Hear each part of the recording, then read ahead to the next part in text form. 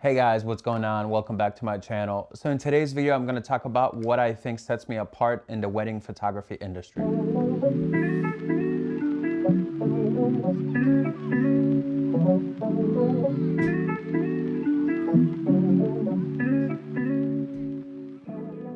So I've been in a wedding photography industry since about maybe 2018. I started second shooting for a photographer in the beginning, and then I kind of started booking my own shoots and primary shooting, but I still continued second shooting for a few photographers. So I think it's important to set yourself apart from other photographers. A lot of photographers kind of go with what the trends are, the very drastic editing or the very unsaturated where they take all the color out of the photos. They just go with the trends, but I think it's important to actually, develop your own style and stick to that style. Even if you're not, booking as many weddings as the other photographers, this tactic is a lot better for the long term. So as far as gear, obviously you can hear that gear doesn't matter. You can shoot with anything. But when you see the photographers that shoot with like a Canon T2i and a kit lens, they're probably not gonna get the same type of images as somebody with actually professional gear. So the saying that gear doesn't matter, in a way, sure, but also gear does matter. It's more complicated than just, you don't want to see somebody, show up to shoot a wedding just with an iPhone or with a camera from 20 years ago. So as long as you have fairly new gear, your lenses are pretty new, like newer, and aperture is the most important thing about weddings because you're going to be in unpredictable lighting. Obviously, lighting changes. You might be outside, inside. Some venues, lighting just doesn't make the people look very flattering or anything like that. So you got to think of on-camera flash, off-camera flash, and you have to be comfortable with those things. So get a camera that's fairly new. Obviously, I recommend Sony because I've been shooting with Sony for so long. I've shot with Canon before, and the new Canon cameras are also amazing, but the lenses are very expensive, and the lack of third-party lenses is a big issue for me.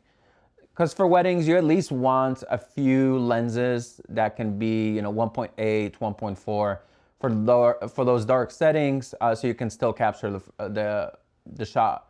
But also, obviously, in those type of settings, you want to use on-camera flash, off-camera flash.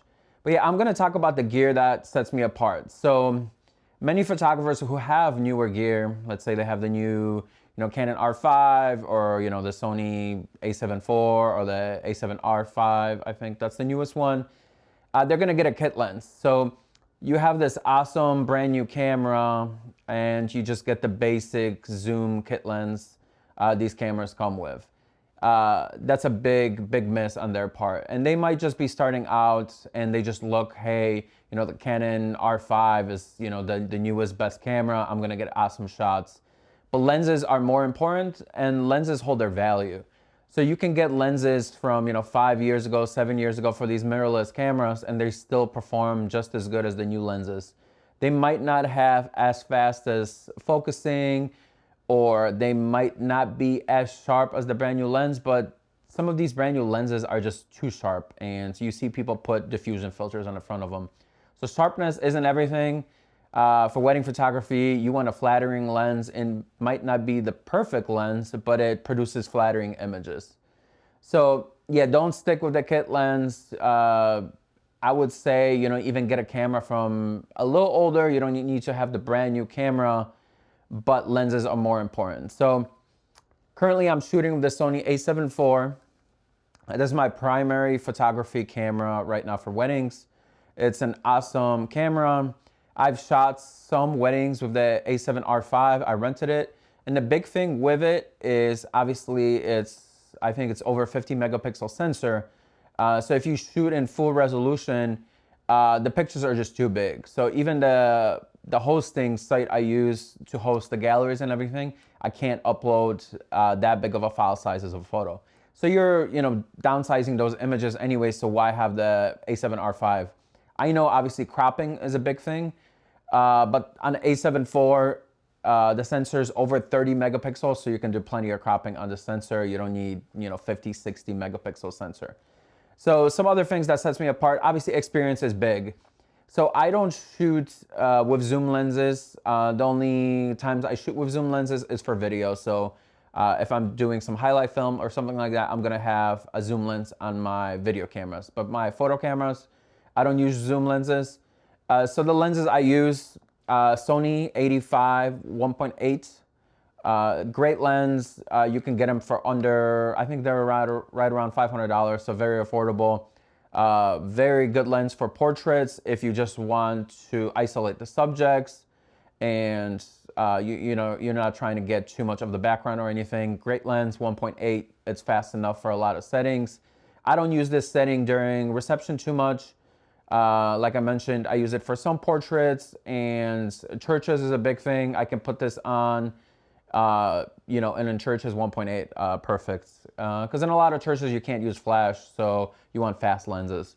So the next lens I'm gonna talk about is this Sony Zeiss 35 1.4.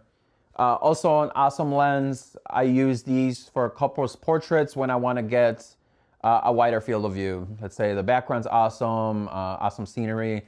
I'm gonna use this 35 1.4, and it's also amazing for those dance shots, you know, first dance, things like that. 35 1.4. So like I mentioned, if you go that zoom route because you're just starting out and you're afraid to switch lenses, that you're gonna miss a shot or something, most zoom lenses are 2.8 the fastest. There's a Tamron 35 to 150 that goes 2 to 2.8. So on a wider end of that, you'll have 2.0. My wife, who second shoots for me, actually uses that lens, and it's an amazing lens. And sometimes she gets shots that I can't get with these prime lenses, but I prefer to stick to prime lenses. I think when you shoot with prime lenses also, you get a sharper image. Obviously, I don't shoot at 1.4 the whole time. I'll step it up to like a 2.0, 2.2, and I get a sharper photo, but also it just pops more. I think prime lenses just get a different sense of a photo. You might shoot on a zoom lens and a prime lens, and in my eye, I think you're gonna get a better shot with a prime lens. And these small things, it's just something you can kind of differentiate yourself with from all the other photographers. I know it's a pain switching lenses during the day, but it's good to stand out, and I think it makes you more creative when you're just using prime lenses. With zoom lenses, it kind of makes you lazy. With prime lenses, you have to switch lenses, you have to use your feet to zoom in certain circumstances, and you're gonna get a better shot. So yeah, this is my second lens, 35 1.4 Sony Zeiss. This is one of the original mirrorless lenses Sony came out with, and it still works amazing. I have no problems with it. I like how you can choose the aperture on the actual lens. It makes it very quick, so I don't have to switch the aperture in the camera. I can use this ring. Amazing lens. So the third lens, I probably use this lens the most out of these three, and it's my favorite for portraits, just everything, honestly. So this is the Sony 55. It's also a Zeiss, and it's a 1.8.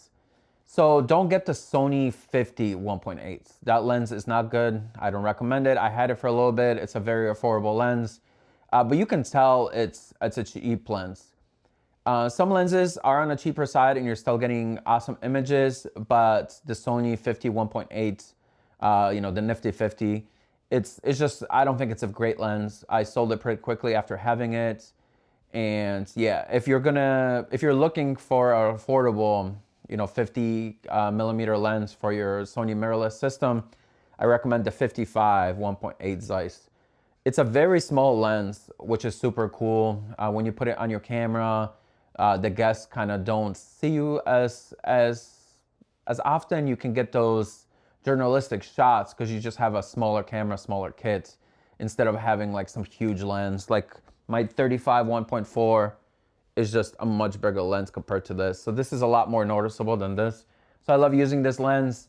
Like I mentioned, I love it for portraits because it's kind of like a medium focal length. Obviously it's between 35 and 80, my other two lenses. And I can capture probably, you know, 70% of the day with this lens. So I highly recommend it. And throughout this video, you guys probably been seeing, I'm gonna include some photos I shot with all these 3 lenses, so you can be the judge of how they look and if it's the type of look you're looking for. So in certain circumstances, when some couples want all their guests in one shot. So the 35, obviously, it's on a wider end, but it's not wide enough sometimes. So I also have this 20 millimeter Tamron 2.8. This lens is very cheap. I think I paid like $200 for it used, super affordable. And I just have it in my bag. This lens is basically full plastic. It's very light. It doesn't weigh anything. So throwing this in your camera bag as just, you know, a lens that you might need, it's not a problem. It doesn't add weight to your kit or anything. So I highly recommend it. 20 millimeter 2.8. And as far as other gear I use for photos, I use the Godox V1. And as off-camera flash, I use the AD200 Pro. That's basically my whole kit. But in this video, I just kind of wanted to talk about the lenses I use. And when starting out, sure, you can start with a zoom lens, kind of, you know, second shooting and stuff. But once you know how weddings go, the timeline and everything is kind of similar with any wedding, you know what type of lens you will want for the next shot. So let's say a church ceremony is about to end and then they're gonna walk down the aisle towards you. You know what lens you wanna get on your camera for that shot. So you know it's coming, you're not gonna miss shots as often. When starting out, a zoom lens will kind of save you in those circumstances, but I think you're gonna get a better photo with prime lenses. So this is how I stand out in the wedding photography industry. You know, I don't follow trends or anything like that. I edit as I want to edit, and you know, if couples like my style, they book with me, and yeah, that's about it. But as far as gear, standing out, I stick to prime lenses. I'm pretty quick on switching them. I have you know, I have a system and everything, how I switch lenses, how I carry around my kit.